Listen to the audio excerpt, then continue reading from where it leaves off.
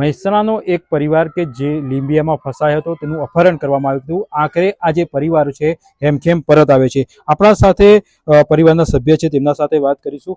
શું કહેશો, શું નામ છે અને ક્યારે તમે દુબઈ જવા નીકળ્યા હતા, લીંબિયા જવા નીકળ્યા હતા, કઈ રીતે તમારું અપહરણ થયું હતું? મારું નામ ચાવડા કિસ્મતસિંહ ભરતસિંહ. અમે અમદાવાદથી દુબઈ 29 તારીખ સવાર 5 વાગે નીકળ્યા હતા. 2 દિવસ દુબઈ રોકાયા હતા. દુબઈથી અમને 1 તારીખે સાંજે લિબિયામાં ગયા. લિબિયામાં અમને એમ કીધું 4 કલાક હોલ્ડ છે ફ્લાઇટ તમારે આગળ. પછી એમને પછી મેં ફોન કરે, હર્ષિદને કોલ કર્યો. હર્ષિદે કીધું કે તમે મારો માણસ આવે છે, તમે એમના જોડે જાઓ, એ કે એમ કરો અને હોટલમાં જઈને રોકો. પણ અમને હોટલમાં નહોતા લઈ ગયા, હોટલની જગ્યાએ મકાનમાં લઈ ગયા હતા. અને અમારો પાસપોર્ટ મોબાઈલ અને સો મને એમને લીધું કે અમને તમારે આગળ વિઝા પ્રોસેસ માટે તમારો પાસપોર્ટ આપો, પાસપોર્ટ મોબાઈલમાં તમારો ઈમેલ આવશે, મેલ અને સો મની તમારી ફી ભરવા તો બસ. અને અમને ત્યાં મકાનમાં 3ને અલગ અલગ રૂમમાં પૂરી દીધા.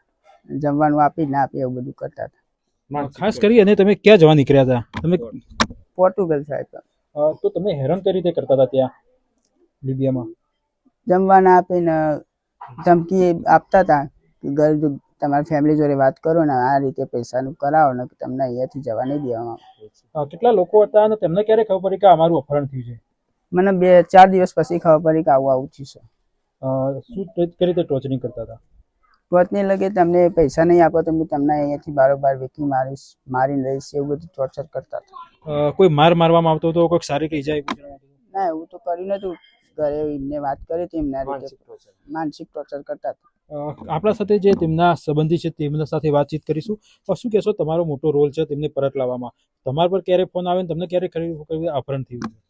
ફોન તો મારા ઉપર નતો આવ્યો, આ ભાઈના કિસ્મતસિંહના કાકા ઉપર આવ્યો હતો. પછી એમને મને વાત કરવા લી, પછી ધીમે રહીને ફોન મારા ઉપર આપવા મળે કે અમે બાર્ગેનિંગ કરીને એને પૈસા આપીને છોડાયો ભાઈ.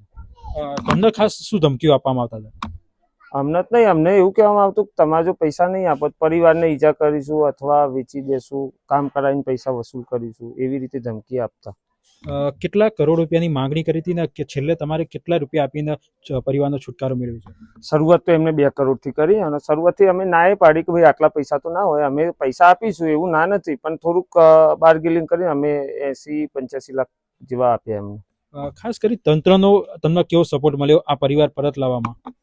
શરૂઆતથી સારો સપોર્ટ મળ્યો અમારા લોકલ પોલીસ સ્ટેશન લાગણેજથી. પછી મયંકભાઈ નાયક, ધારાસભ્ય, સાંસદ, કલેક્ટર સાહેબ બધા જોડેથી સારો જ મળ્યો પ્રતિસાદ. અને એથી અમે આગળ રજૂઆત કરી CMO ઓફિસમાં, પણ એ પ્રક્રિયામાં થોડી વાર લાગી એવી હતી. કેમ કે લીબિયામાં આપણી એજન્સી નથી, એમ્બેસી નથી, એ કારણે એમને કીધું કે આવશે ખરું, પણ થોડું પેશન્સ રાખો અને થોડું રાહ જુઓ. પણ પરિવાર સામે જોતા ચિંતામાં હતા એટલે થોડું અમે પૈસા આપવાનું વિચાર્યું. પણ અમને એવું લાગતું કે ભાઈ માર ખાઈને પૈસા આપવા, હાનિ થઈને પૈસા આપવા એના કરતાં પૈસા ભરીને છોડાઈ દેવું સારું.